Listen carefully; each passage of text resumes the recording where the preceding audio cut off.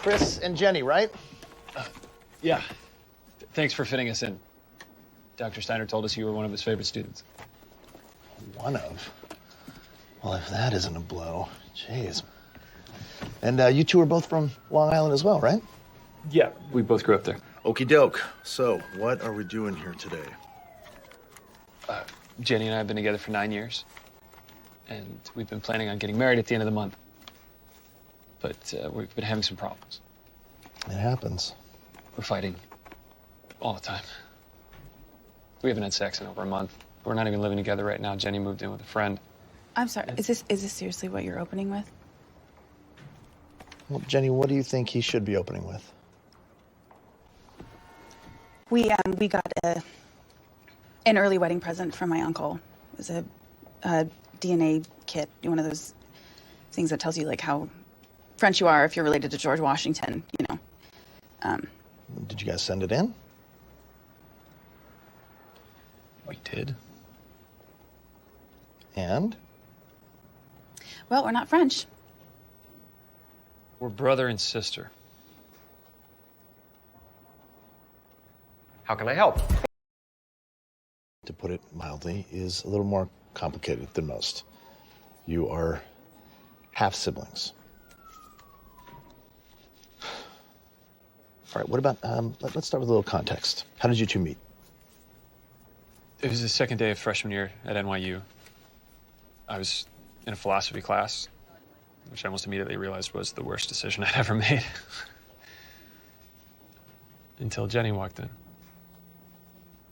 She was 20 minutes late, and when the professor apologized for having such an early class, she just said, "No problem." And she sat down next to me.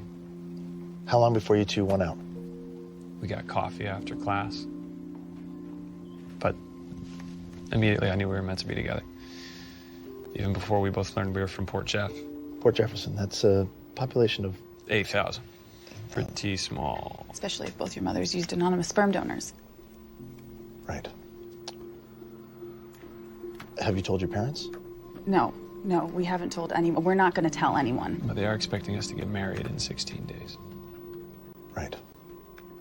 Well, let me ask you this. What are you both hoping to get out of this session? We're processing this. Finding our way back to each other. God, Chris, there's no finding our way back. We're related. Well, Chris, why do you think that this can be fixed? Because the day I met Jenny was the best day of my life. And every day since has been better. Look, I know that this is insane, okay, believe me. And I can understand why you can't see a way through it, but I can't imagine not going back to how we were. Not coming home to you.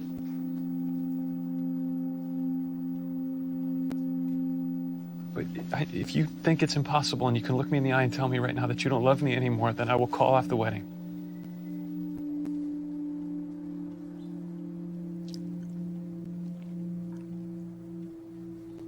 You know I love you. But love just isn't enough. Yes, they are 98.5% identical. What more do we need? But this is my DNA. Also 98.5% identical to both of yours. Because that is the genetic similarity between any two human beings. Scientifically speaking, we are all very much the same. Jenny.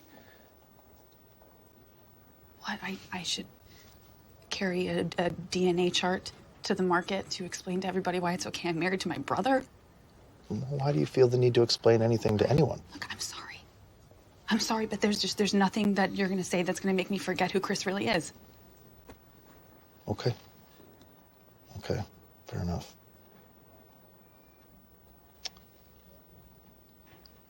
Is there anything that you could say?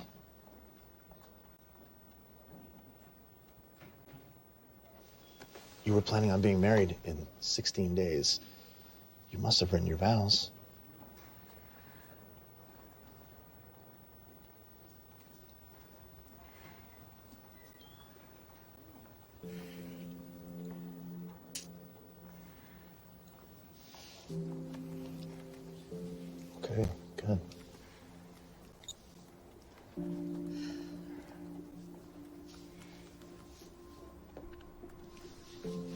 Chris, as I sit here in our half-painted living room that you promised to finish, listening to the Spin Doctors album that we bought for $1 at a yard sale because the lady who sold it to us had no idea who they were, I can't believe how happy I am, or how lucky I am.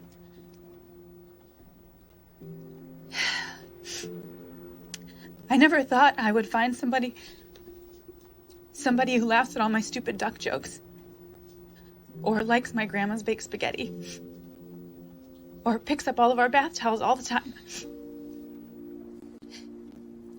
So, of course I said yes when you asked me to marry you. Nobody's ever loved me like you, and I've never wanted to be with anybody.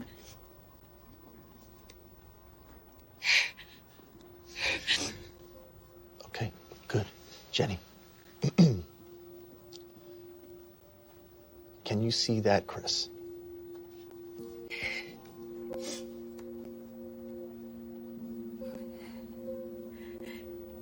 The Chris you wrote those vows for.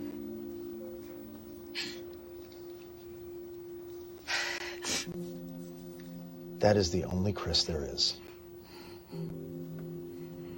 And if you ever forget that, all you need to do is go back to those vows just like every other couple.